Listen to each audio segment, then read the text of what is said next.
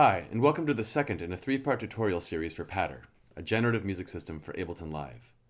This installment covers rhythm and pitch, or the internals of a single segment in the Patter system. Now, to take a step back, if you look at the Patter plugin, the whole right region controls the internals of a segment, the rhythm, an accent, and a pitch. It controls the actual note data. This is the viewer. We've already been introduced to that. And the left side generally covers the phrasing, when a patter starts or stops playing, and how it can hand off control to other patters, which we'll cover in the next tutorial. But for now, we'll focus on the rhythm section. There are four controls in the rhythm section. The topmost is the bass note duration, as we saw in the last tutorial. The second one is a multiplier for that bass note. So if I turn up the mean there a little bit to 2 instead of 1, I've effectively doubled the duration. If I turn it up to 3, 1, 2, 3, we've effectively created a dotted note. Now, it's not just multiplication that we can do. We can also divide to create tuplets. Now we're creating triplets because it's 1 divided by 3, as you can see by the generated numbers. The values below are for the number of notes in a segment and the number of rests.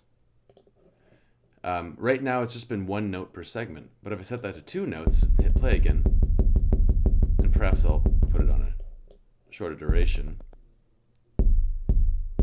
now we have 2 notes per segment reliably, and likewise we have 3 notes. That can be randomized like anything else, but I'll leave it at 3 for now. Now the bottommost is the number of rests. If I set that to 1, 1, 2, 3, 4, 1, 2, 3, 4, I've created 1 rest at the beginning of the segment. Likewise, I can set it to 2, and we'll have a 5-beat long segment. 1, 2, 1, 2. And if I hit the post switch here, the rest will occur after the notes in the segment. You'll notice that each time I grab one of these controls, the viewer turns purple and previews what effect my change will make. So in this case, it'll be just 1 note, or 2, or 3, or 4. But when I let go, the viewer goes back to displaying what's actually being played. So the last control I want to show is accent, which is not strictly a rhythm parameter, but is related. You'll notice that the leftmost note in each of the segments is brighter than the others. That's because it's the accented one, even though it's not that notable with this MIDI device. If I were to set the accent to be later rather than earlier, you'll notice the last note is always the accented one. And of course, if I just set a bunch of deviation, it'll land on any old note of these 3. So let's go back and put a little more variation here again so we have something a little more dynamic.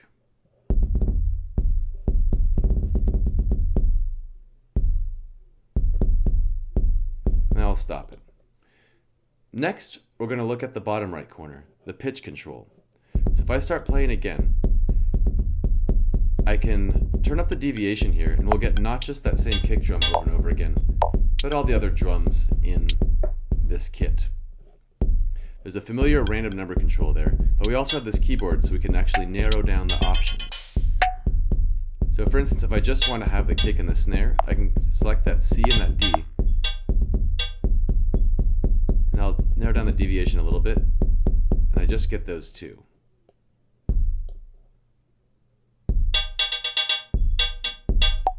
It's a bit of a clangy snare.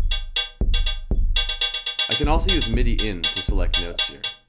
So I can turn off that clangy snare. I'm now using my MIDI keyboard, and say I just want these particular notes here. But there has to be enough deviation to access them.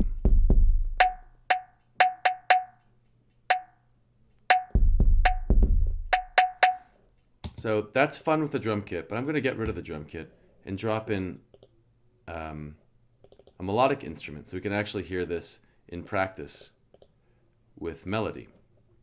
So now when I hit play, the only notes that'll be selected are the ones that I've selected, this E flat, F, and G. I can choose a higher pitch. The span here is 3 octaves. Turn down the deviation and just get the middle range of that span.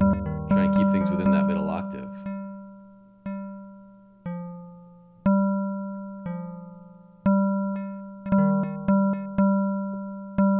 Add a few more notes for a little more variety.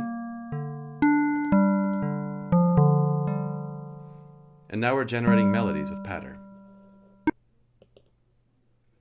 That's it for the second tutorial. We've covered the rhythm, the accent, and the pitch, and all the ways to create the actual MIDI note data and generate the MIDI note data for patter. In the next and last tutorial, we'll cover the left section, which governs when patter starts and stops in the phrasing. Thanks so much for listening.